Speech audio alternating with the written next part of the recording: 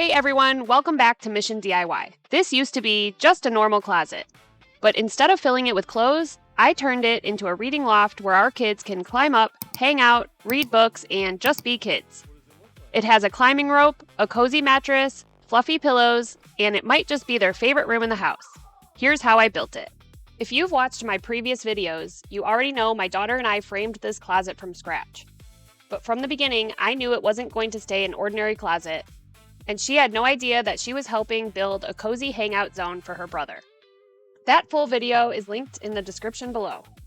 The plan was to create a space that encourages imagination instead of simply more storage. Because let's be honest, kids don't remember having an extra shelf in the closet, but they do remember the places where adventures happened.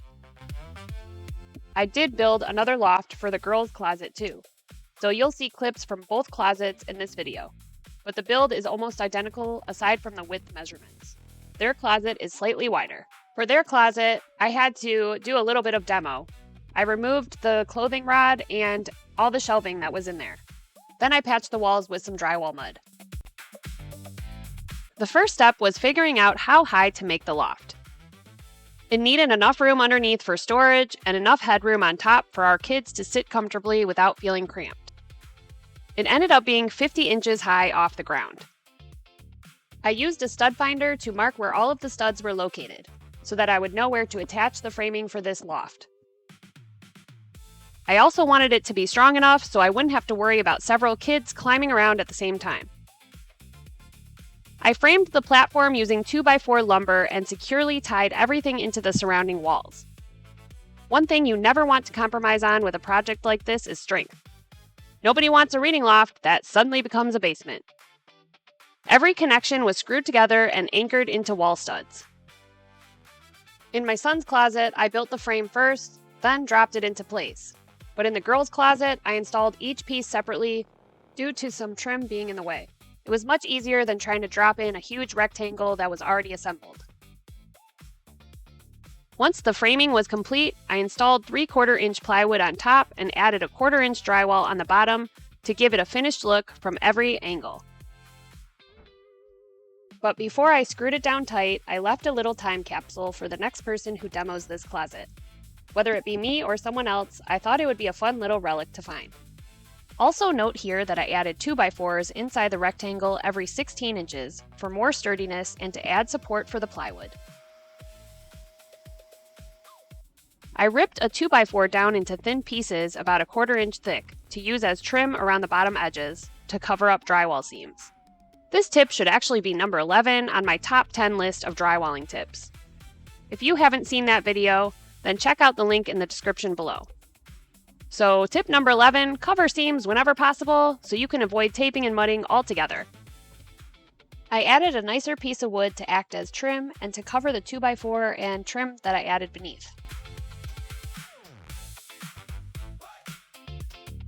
It also extends past the plywood platform about an inch to help hold the foam in place.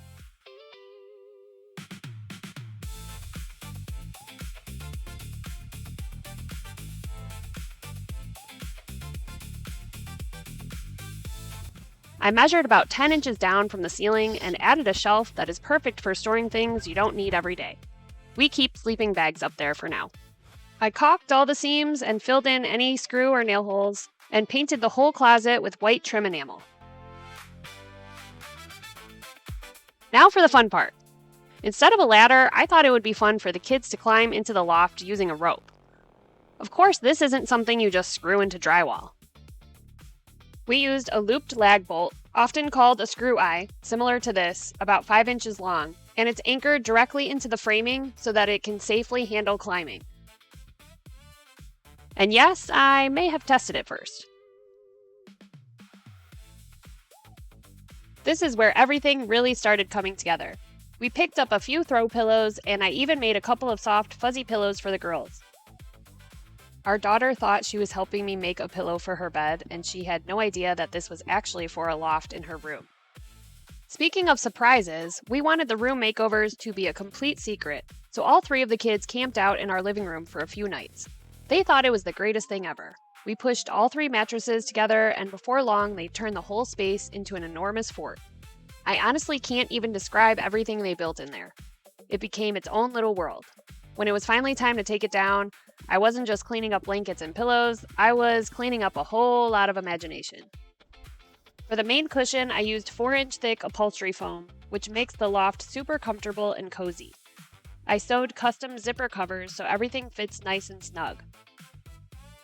If you'd like to make your own, I've linked both the foam and the full cushion tutorial in the description below.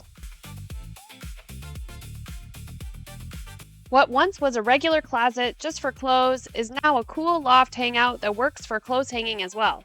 And what used to be a wall with no closet at all is a sweet mini man cave for our son that also has space for his clothes. This room has seen a lot of changes over the years. We closed off the original closet to gain more space in our master bedroom.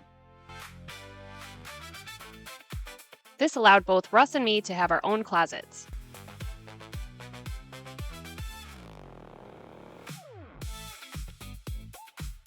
We added a wardrobe that served as clothing storage for this room for almost 8 years. Finally, we have a new closet where one should have been all along. But instead of making it just another closet, we transformed it into a cozy hideout our kids love, while still keeping the storage space we need. The best part wasn't building it, it was seeing the kids immediately make it their own. Within minutes, there were books in it, someone pretending it's a treehouse, and kids perfecting their climbing skills. It's exactly what I hoped would happen. As parents, it's easy to spend so much time making sure our kids have the newest toys or the latest gadgets. But I've been reminded that what they often treasure the most is simply having a place where they feel safe, loved, and free to imagine. Psalm 127:3 says, "Children are a gift from the Lord. They are a reward from Him." Projects like this aren't really about building wooden walls. They're about investing time in the people God has entrusted to us. Years from now, they probably won't remember every toy they owned, but maybe they'll remember swinging on the rope seat, or climbing into the loft and playing together. Or perhaps cozy moments with mom and dad, snuggled up together with a flashlight and a good book. If you enjoyed this project, I'd really appreciate it if you hit the like button and subscribe for more DIY projects that help you create a home your family loves spending time in. Thanks so much for watching, and I'll see you in the next Mission DIY.